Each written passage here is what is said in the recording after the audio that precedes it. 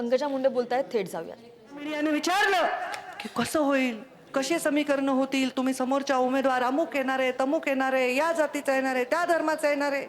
मी म्हटलं समोरच्या पक्षाचा उमेदवार हा फक्त समोरच्या पक्षाचा उमेदवार आहे, मी त्याला कोणत्याही दुसऱ्या चष्म्यातून बघत नाही. आणि माझ्या बीड जिल्ह्याची जनता देखील त्यांना कुठल्या चष्म्यातून बघत नाही. नाही तर 40 वर्ष सत्तेत नसताना सुद्धा गोपीनाथ मुंडेच्या पाठीशी ही बहादूर जनता राहिली नसते. मला लोकसभा लढायची होती का नव्हती? मला लोकसभा लढायची नव्हती. का? कारण मी राज्यामध्ये काम करू इच्छित होते. पण माझ्या वहिनीने लोकसभा लढली, सुंदर 10 वर्ष काम केलं, पण माझं तिकीट जाहीर झालं. आता तिकीट जाहीर झाल्यानंतर माझ्या मनामध्ये अनेक प्रश्नांचं काहूर उठलं, अनेक प्रश्नांचं, की आपण काय बरं करावं आता. ह्या माझ्या बरोबर प्रेम करणारे लोक नुसत्या बीड जिल्ह्यात नसून अख्ख्या राज्यात आहेत. आज त्या टीव्ही मधून ते बघत आहेत. त्या सगळ्या लोकांसाठी मला बुद्धीने निर्णय घ्यावा लागणार आहे आणि मी बुद्धीनेच निर्णय घेणार आहे. आणि बुद्धीने निर्णय घेताना मन काढून कुठल्या तरी कपाटात ठेवणार नाही. माझं मन सुद्धा त्या निर्णयामध्ये सहभागी असणार. हे सगळं मी करत असताना आज मी इथे जिल्ह्यामध्ये आले. मला मीडियाने विचारलं की जिल्ह्यामध्ये काय वातावरण आहे. मी एकदम छान वातावरण आहे. जिल्ह्यामध्ये मागच्या वर्षी जसं होतं त्याच्या अर्धी जसं होतं. काय नवीन घडलं रे? काय नवीन घडले? राष्ट्रवादीचे उमेदवार जसे आहेत तसेच येणार आहेत. भाजपचे उमेदवार जसे आहेत तसेच येणार आहेत. काय नवीन घडलंय? या मंचावर विराजमान एक एक माणूस हा स्वतः एक एक नेता आहे आणि यांना आमदार आणि खासदार करण्याची यांच्यामध्ये ताकद आहे. मी आमदार आणि खासदार होण्याची माझी ताकद नाही, तुमची ताकद आहे आम्हा सगळ्यांना आमदार आणि खासदार करण्याची, आम्हाला पाडण्याची. बरोबर आहे.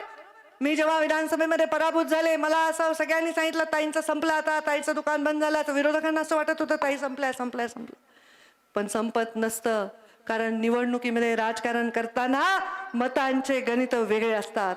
पण जेव्हा मी तुमच्या समोर उभी आहे नतमस्तक होऊन, मी हात जोडून तुम्हाला एवढीच विनंती करणार आहे. सकाळी मोहोळच्या घरापासून शेवटी मोनिका राजळेंच्या घरापर्यंत कोणीही नाही विचारला तो प्रश्न बीड जिल्ह्याच्या वेशीमध्ये विचारू नका कृपा करून. त्या सगळ्यांनी मला आशीर्वाद मागितले की ताई तुमच्या आशीर्वादाने आम्ही आमदार खासदार होणार आहेत.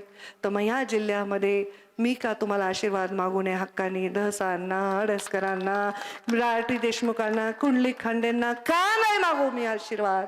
जर या राज्यामध्ये पंकजा मुंडेच्या सभेने अनेक जण खासदार होत असतील, त्यांची आडनावं जर तुम्ही बघितली तर त्यांना का प्रश्न नाही विचारला जात जो पंकजा मुंडेला विचारला जातो, गोपीनाथ मुंडेंना विचारला जातो. माझ्या जिल्ह्याची माती जेव्हा मी डोक्याला लावते त्या मातीच्या प्रत्येक कणात अनेक धर्मानी जातीचे लोक असतात. पण जेव्हा निवडणूक येते तेव्हा सारखं मला का वाटतं की माझ्या जातीवर बोट ठेवलं जाते, माझ्या कामातीवर नाही ठेवलं जातं, माझ्या काम करण्याच्या नीतीवर बोट ठेवलं जात नाही, असं मला का वाटावं? या सगळ्यांना पुन्हा निवडणुका लढायच्या आहेत. आपल्या प्रत्येकाला गावात जायचंय, लोकशाहीने निर्णय घ्यायचा आहे. मी बघा माझं राजकारण इथे सगळ्या समाजाचे बांधव आहेत. माझ्या राजकारणात मी कधी अभद्र भाषा बोलली नाही, कधी जातीभेद केला नाही.